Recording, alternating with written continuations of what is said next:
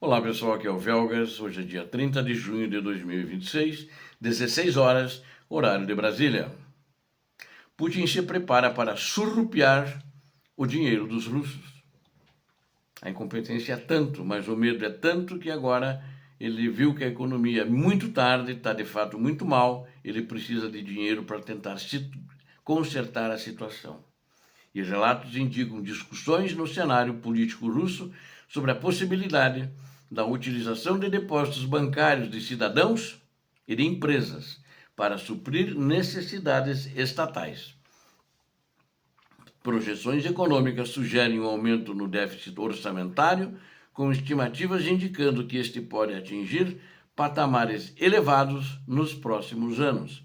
Comentários na mídia estatal russa abordam a escassez de recursos para a manutenção de infraestruturas críticas e sistemas de defesa aérea. Estão, inclusive, havendo debates na Duma sobre esse ponto de, como é que eu diria, eu usei o termo surrupiar, mas de congelar e de usar os dinheiro das pessoas e das empresas, né? O Gennady Zyuganov, que ele é líder do Partido Comunista Russo, é um partido aliado do presidente Putin, sugeriu publicamente a possibilidade de o Estado acessar depósitos bancários privados para o financiamento de ações governamentais e militares, ou seja, de fato colapsaram, de fato a Rússia não tem mais dinheiro, mas apenas por um motivo, a guerra, é claro, mas por incompetência de Vladimir Putin, que foi alertado muitas vezes pelo seu ministro da Economia e pela presidente, ou acho que chama governadora, do Banco Central da Rússia. Ele nunca deu ouvidos e estava levando no peito achando que ia conseguir. Agora não vai dar mais. A máquina governamental, se não arrumar dinheiro rapidamente, ela vai ser paralisada. E a guerra também. Tanto que a guerra já está paralisada por falta de combustível, né? Está muito lenta, os russos não se veem mais grandes ataques como antes. A sugestão baseou-se na estimativa que esse comunista fez de que o sistema financeiro russo detém volumes significativos de capital, tanto de indivíduos quanto de corporações, e que superariam o orçamento anual do Estado. Eles estão querendo fazer uma tarefa exatamente como fizeram os comunistas bolcheviques quando assumiram. Estatizaram tudo, pegaram todo o dinheiro, deixaram o país pobre, né? E empresas eles tiraram dos donos e virou tudo uma coisa só do Estado. E de 80 anos depois, aproximadamente, quebrados, faliram, mas eles já estavam mortos, não interessava. E esse é o Putin soviético, é o Putin da era Stalin. Inclusive, Stalin é um dos espelhos dele, que ele, quando olha, gosta de se ver como tal. A proposta gerou uma reação negativa considerável entre o público, levando a um recuo oficial. Declarações posteriores reafirmaram a proteção das economias dos cidadãos. Então, mas ninguém sabe ainda como é que vai fazer, o povo está metendo pau nisso, acho que vai haver grandes manifestações se isso acontecer. E, então eles recuaram, e eles mesmo deixaram o público saber para ver qual seria a reação. Eles estavam preocupados de fazer unilateralmente e dar uma grande explosão social. O povo ia às ruas e começar a quebrar tudo.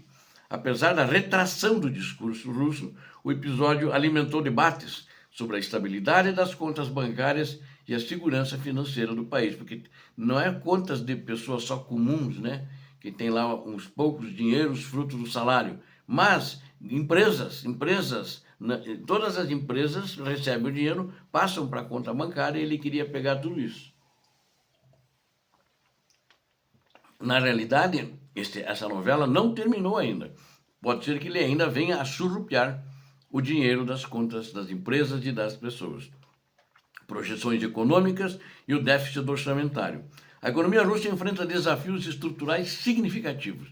Estimativas indicam que o déficit fiscal pode apresentar um crescimento contínuo até 2026.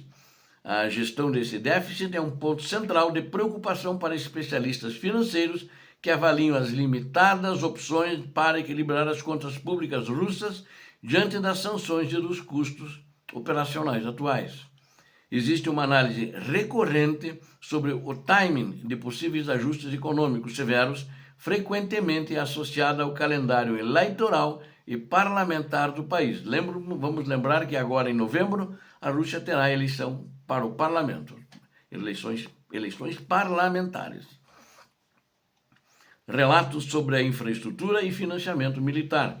Observações feitas com programas de televisão russos, como os de Vladimir Solovyov, destacam dificuldades financeiras em áreas operacionais.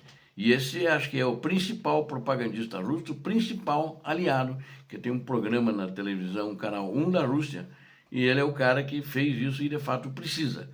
Houve menções diretas à paralisação de obras em estruturas de proteção para pontes e infraestrutura logística, devido à ausência de repasses de verbas.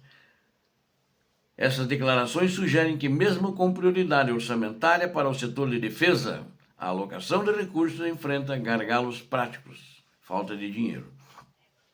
Críticas foram dirigidas às políticas do Banco Central da Rússia, especialmente em relação às taxas de juros que são vistas por alguns setores como um obstáculo ao desenvolvimento industrial e à expansão da defesa. E por falar em Banco Central da Rússia, parênteses, a senhora Elvira Nabiulina, não vi nos últimos 2, 3 dias, mas eu tenho acompanhado isso, ela continua desaparecida. Vai fazer um mês já aproximadamente e não dá notícias. O Kremlin disse que ela estava doente e tal, mas de que estava voltando ao seu escritório para trabalhar, mas ainda não voltou, pelo menos para esse escritório, a não ser que talvez o escritório seja, se ela estiver bem, numa das prisões da KGB.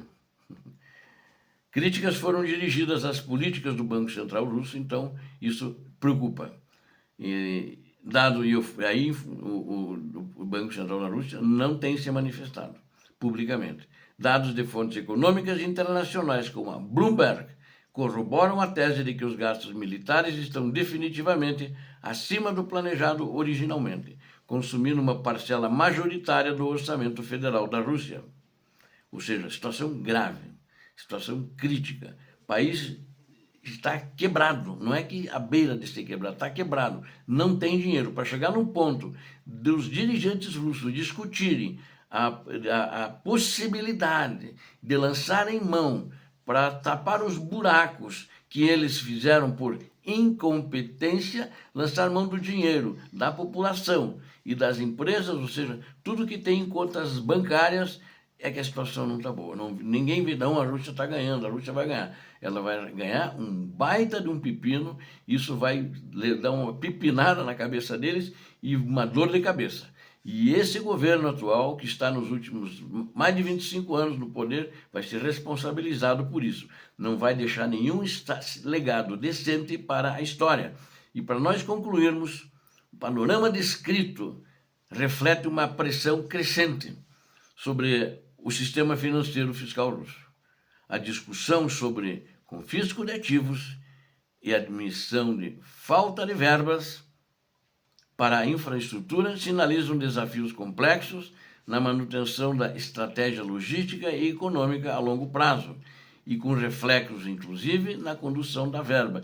Eu só quero relembrar que eu disse que não é apenas o fronte, o teatro de operações que a Ucrânia vai derrotar a Rússia, mas o que vai, de fato, derrotar a Rússia, porque aí a guerra vai ter que ser parada de qualquer jeito, é a falência da economia da Rússia, que está aí, está às portas, está escancarado isso, todo mundo vê, o mundo vê isso, o que eu estou noticiando aqui, não é uma coisa que alguém me contou e cochichou para mim, não. Isso o mundo vê. Vocês podem pegar publicações na Europa, nos Estados Unidos, de muita credibilidade, com analistas internacionais, famosos, mas famosos porque eles publicam coisas que entendíveis e verdadeiras, eles não publicam porcaria.